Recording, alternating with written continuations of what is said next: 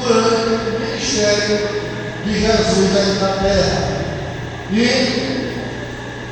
o próprio Jesus diz assim: aprendei de mim, porque eu sou manso e humilde de coração.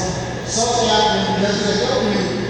Quem sabe demais, quem já sabe de tudo, nunca vai aprender de Jesus.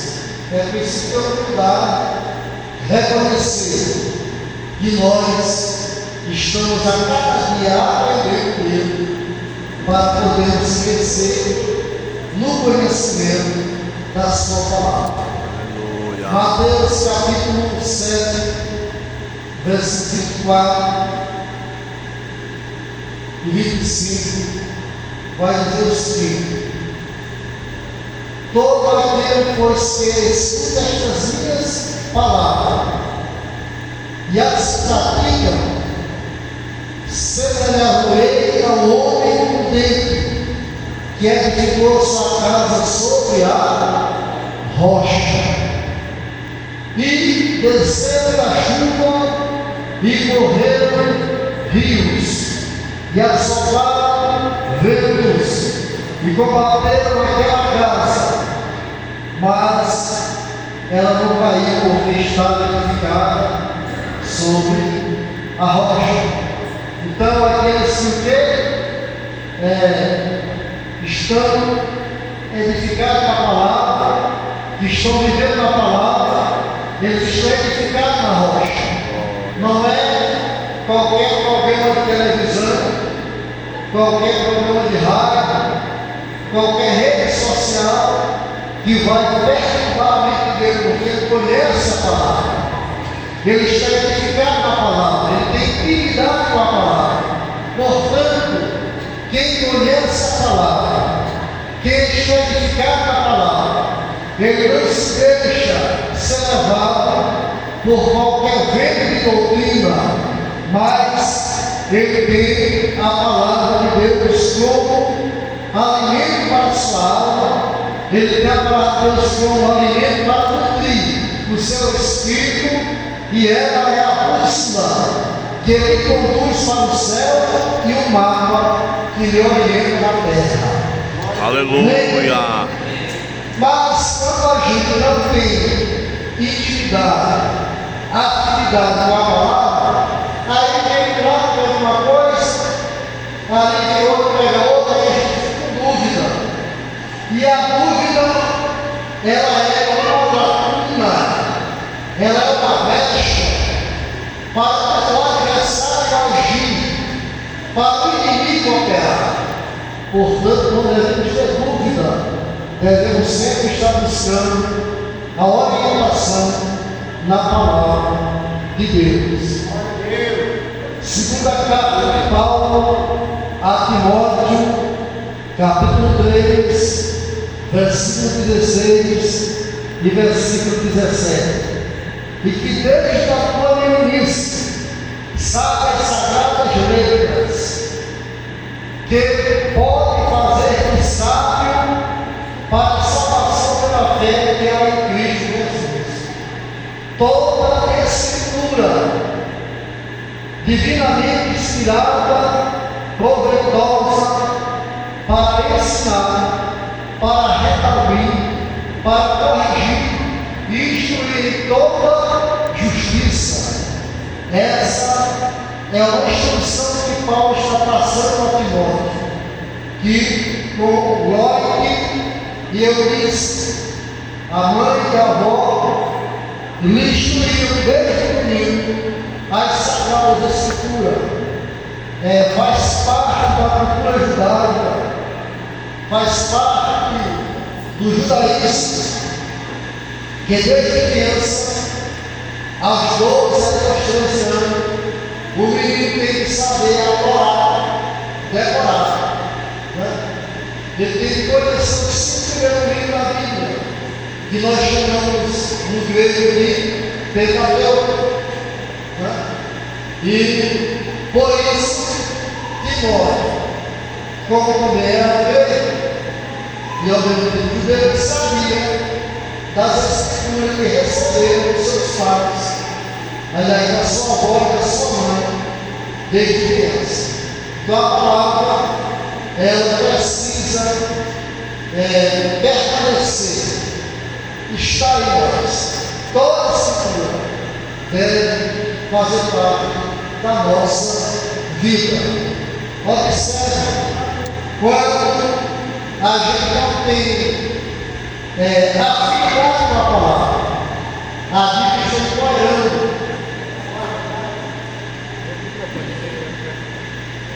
Só o Senhor é Deus. Guardado em casa, né?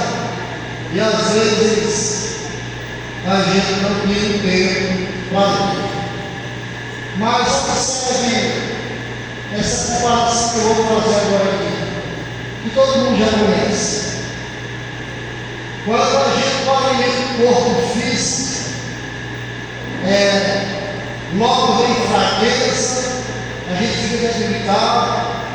No momento que chega a hora das refeições, nós temos a necessidade de nos alimentar. Da mesma forma, semelhantemente a nossa alma, é o nosso espírito. Se nós alimentarmos ele pela palavra, pela oração, pelo jejum, principalmente pela palavra, com certeza nós seremos crentes, creditários, que não temos resistência quando as tempestades vêm contra nós. Por isso, há uma necessidade do crente de ler e meditar na palavra de Deus. Aleluia. Aleluia. Salmo 119, versículo 105, diz que a palavra de Deus é lâmpada para os nossos pés. Então esta palavra ilumina a nossa caminhada.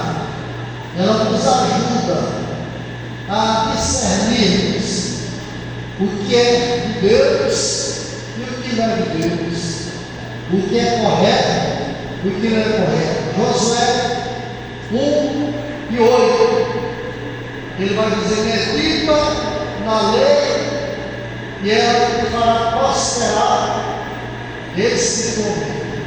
Se não quiser meditar nela e não se apartar nem para a direita e nem para a esquerda. Mas também a gente pode observar Salmo 1. Abra Salmo 1 no Salmo 1. Vamos dar uma olhada lá no Salmo de número 1. Começa com uma bem-aventurança. Seja feliz, bem-aventurado o varão que não anda segundo o conselho dos ímpios, nem se detém no caminho dos pecadores, e nem se assenta na roda dos escarnecedores. Aí ele vai dizer aqui, eles pensam fazer aonde? A lei do Senhor. A lei do Senhor. E medita nela de dia e de noite. Então, fazer o crente não é estar assentado na roda dos escarnecedores da fé. Não é estar sentado na roda dos ficheiros. Não é estar sentado isolando vida alheia, mas é estar assentado meditando na lei do Senhor. Porque a lei do Senhor, igreja, ela nos faz sábios. Porque a igreja, o único inimigo que nós temos é o diabo. Nós não temos inimigo. Meu irmão, eu vou por ele, ele é meu inimigo. O problema é que lá no céu, a Bíblia diz que a porta é como? Estreita. E o caminho é como? Apertado. Ou a porta é apertada e estreita. É assim. Para entrar, tem que entrar de como? De mãos dadas. Não dá para entrar um tiver do outro. No céu também. Pode ser eximista, pode ser empregado, pode falar línguas estranhas, pode cantar uma maneira de pode fazer o que quiser. Mas se nós ligamos comunhão uns com os outros, no céu nós vamos chegar. Porque no céu é lugar de comunhão. Glória a Deus. E para entrar lá tem renúncia. Ou eu renuncio meu eu e torno-me discípulo de Cristo, ou eu estou sujeito a ficar aqui no dia do arrebatamento. Portanto, é meditar na lei do Senhor, de dia e de noite, e ambos para sábado, para andar nas suas presenças.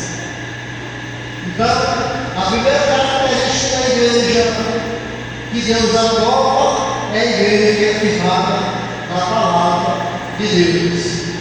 Segunda característica, a igreja que vive em comunhão e unidade. Versículo 14, 49, tinham tudo em comum. O que é que diz? Perseverar na doutrina. Na comunhão, ele vai dizer que no partir do pão. É fato que hoje esse partir do pão está bem distante da igreja. Tem muitos dizendo: se a minha dispensa está cheia, o meu vizinho distante, né? Se a roupa está tão pouco de roupa, o meu vizinho distante, né? Nós estamos vivendo hoje o individualismo, o eu, e esquecendo que a igreja primitiva era uma igreja que compartilhava entre os irmãos, é uma igreja que primava pela comunhão do partir do pão. Diz aqui, tinham tudo em comum. Ou seja, não existia crente na igreja primitiva que não compartilhasse uns com os outros. E assim a igreja cresceu. Salmo 131, versículo 133, versículo 1. Ó, quão bom e quão suave, que os irmãos vivos se metralhando. É assim. Ó, quão bom e quão suave, que os irmãos vivam em união. E essa união, a Bíblia já diz: não darão juntos se não tiverem de acordo. E é bom que dois se porque se um cair, o outro levanta. Experimente uma vaga só você troca com maior facilidade. Agora, feche de vaga e tente provar você com sua força. E veja que ela vai ganhar resistência, ela vai se tornar mais forte, porque unido nós seremos mais fortes. Amém? Amém. A igreja unida, ela cresce, ela prospera, ela tem os dons espirituais. É uma igreja aonde a alegria do Senhor é a nossa força. Efésios 4, versículo 2 a 3, preserva a unidade do Espírito. A unidade quer dizer que nós somos um corpo. Embora nesse corpo exista muitos membros, mas somos membros de um só corpo. Amém? 1 Coríntios 1:10 fala a mesma coisa. Vamos ver aqui que diz 1 Coríntios 10. Rogo-vos, porém, irmãos, pelo nome do nosso Senhor Jesus Cristo, que ligais a todos a mesma coisa, que não haja entre vós dissenções, antes sejam unidos em um mesmo sentido, em um mesmo parecer. A igreja de Coríntios, uns eram de Paulo, outros eram de Apolo, outros eram de Cristo, e aí tinha um partidarismo. E é o que nós chamamos de quando aqui na igreja. É o grupinho de não sei quem, é o grupinho de não sei quem, eu sou de não sei quem, e vai chegar aqui na terra, pegar na igreja, não entra por linha, e nem grupinho da igreja entra. Lá no céu da igreja, unida no Senhor Jesus Cristo. Então, Paulo exortou os irmãos. Quem foi que morreu por vós? Foi Cristo? Foi Apolo? Não. Foi César? Não. E aí, Paulo escreveu contra o partidarismo. Na igreja não existe partidarismo. A igreja é uma só. Da mesma forma que Jesus me ama, ele me ama. Não existe esse negócio que Jesus ama mais a mim ou mais a você. O amor de Deus por nós, ele é nivelado. A única diferença que existe entre nós é que uns buscam mais e outros buscam menos. Só essa diferença. Mas ele nos ama de forma igual. Então, Paulo estava dizendo que era para acabar com o partidarismo, com as divisões, com as dissensões, mas que todos falassem a mesma língua, a mesma coisa. Você quer ver de Deus? Unido. Pense numa igreja trabalhosa, foi a igreja de Coríntios. Nós íamos cheios de problema, mas ao mesmo tempo, uma igreja que tinha os 9 dons espirituais, né? Uma igreja cheia da graça de Deus. Romanos 12 e 16. Sejam unânimes entre vós, não discerneis coisas altas, mas acomodados vós humildes, não sejais sábios em vós mesmos. Quando Deus dá, e quando Deus quer abrir a porta, maravilha, Deus tem poder para isso. Mas eu não preciso puxar para dentro de ninguém que me melhorar a vida. Eu não preciso puxar para dentro de ninguém que me crescer ministerialmente. Nós precisamos nos conformar em Cristo e buscar nele. Porque o mesmo Deus que abre porta para o irmão pode abrir para mim e para você. Que é que diz a Bíblia? A porta que ele abre e a que ele fecha. Filipenses 2:2. Completai o meu gozo para que necessitais o mesmo tempo, o mesmo amor, o mesmo ânimo, o mesmo sentido, uma mesma coisa. Olha aí, tudo mesmo. Isso está falando de uma igreja que vive em comunhão e unidade. Terceira característica da igreja que Deus aprova é a igreja que vive, ou a igreja que persevera na oração e na adoração.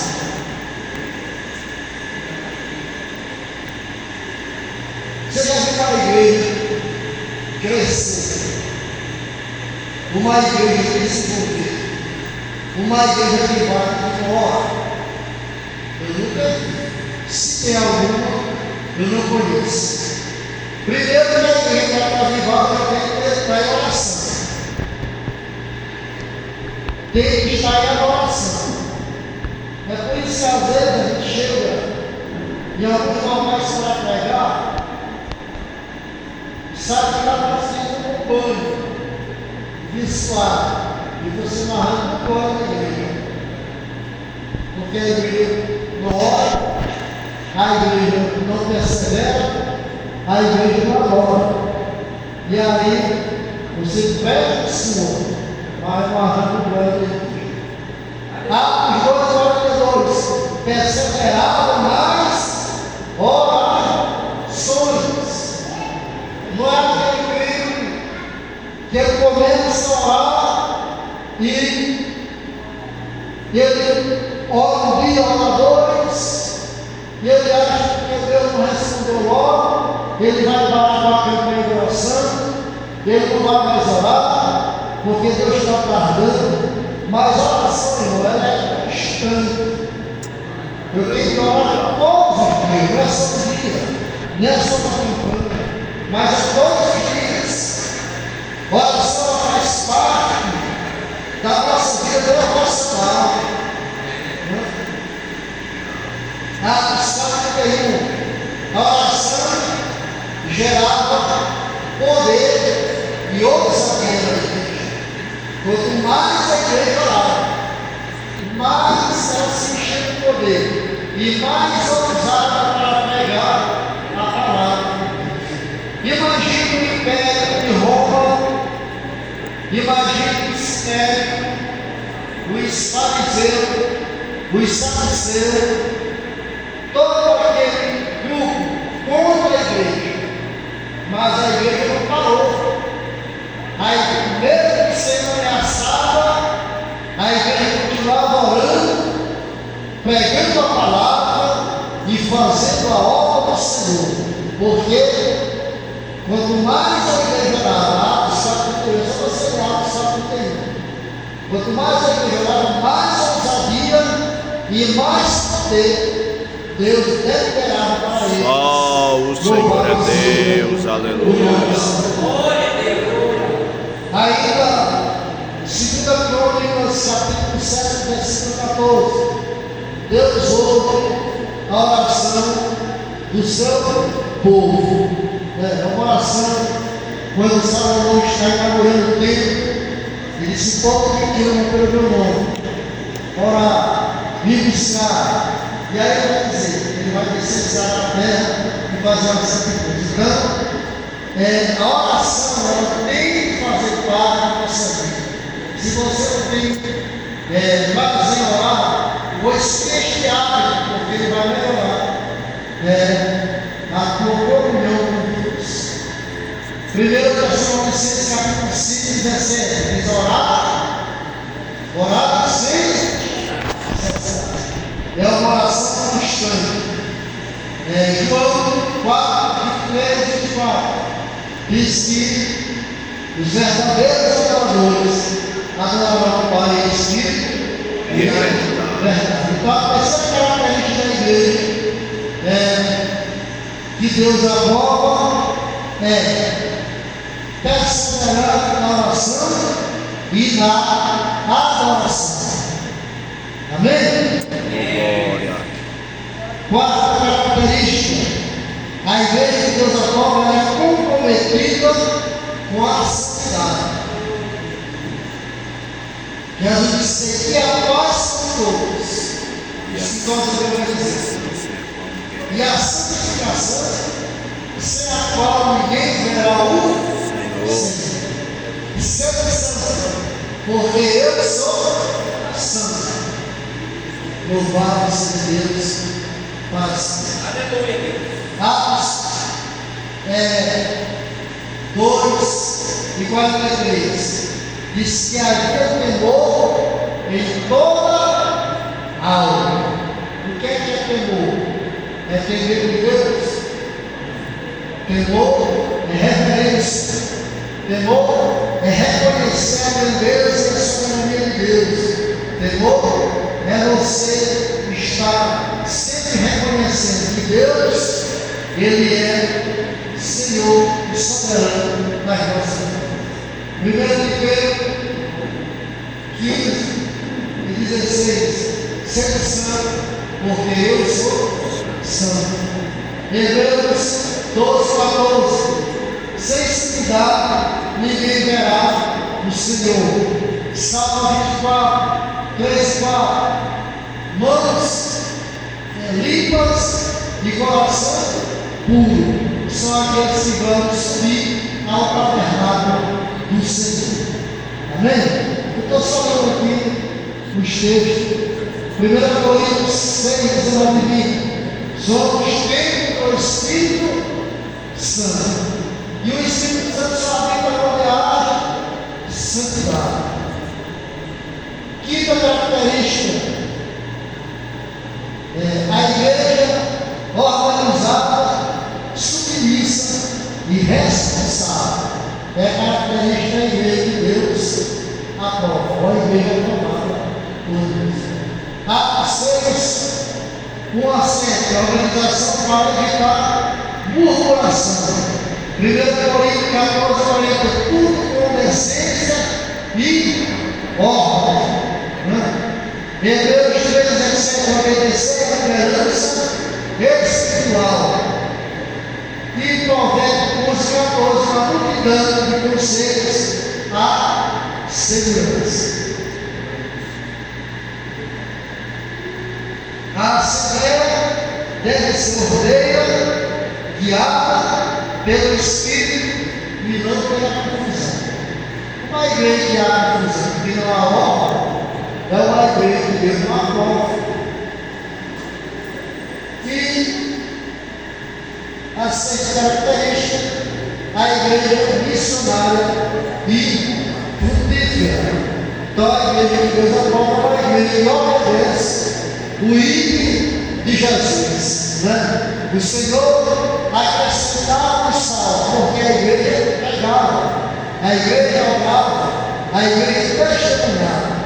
A grande comissão, Mateus 28, 19 e 20, Marcos 16, 15, por todo mundo que pregou o evangelho a toda criatura. E Atos 8, vai receber esse poder descer sobre vós o Espírito Santo, e sereis minhas testemunhas, tanto em Jerusalém, Judéia, Samaria e até os confins da terra. Provérbios 11:30, no sábio ganha almas. Provérbios capítulo 11, versículo 1, no sábio ganha almas. E por nós concluímos, diz assim, Salmo 127. Se o Senhor edificar a casa, Salmo 127, se o Senhor edificar a casa, em vão Vigia a sentinela. vigia o Sentinela. é isso? Vocês têm que fazer tudo para a glória de Deus. E Apocalipse 2, assim, diz que a igreja, Deus avalia a igreja. Vamos ler esse texto aqui para nós encerrar. Apocalipse, capítulo 2, versículo 2 ao versículo 5.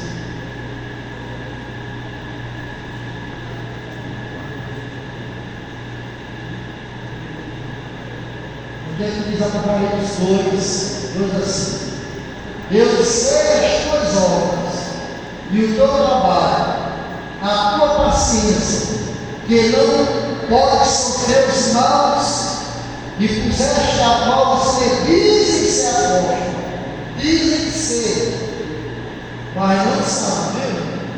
Dizem ser, mas não são. Tu os achaste mentirosos, e sofrestes que tem paciência, trabalhaste para o meu nome, e não te cansaste. Tenho, porém, contra ti, que deixaste o teu primeiro amor. Lembra-te, pois, de onde caíste, arrepende-te e pratica as primeiras obras. Quando não há, brevemente te adquirirei, tirarei do seu lugar o teu castiçal, se não te arrependeres. Então, a gente em breve falaremos sobre a igreja que Deus aprova. Primeiro, ela tem que ser firmada na palavra de Deus. Segundo, é a igreja que vive em comunhão e unidade. Terceiro, é a igreja que persevera na oração e na adoração. Quarto, é a igreja comprometida com a santidade. Quinto, é a igreja organizada, submissa e responsável. Sexto, é a igreja missionária e frutífera. Isso são características da igreja que Deus aprova. Amém? Que Deus Cristo possa nos abençoar. Eu já quero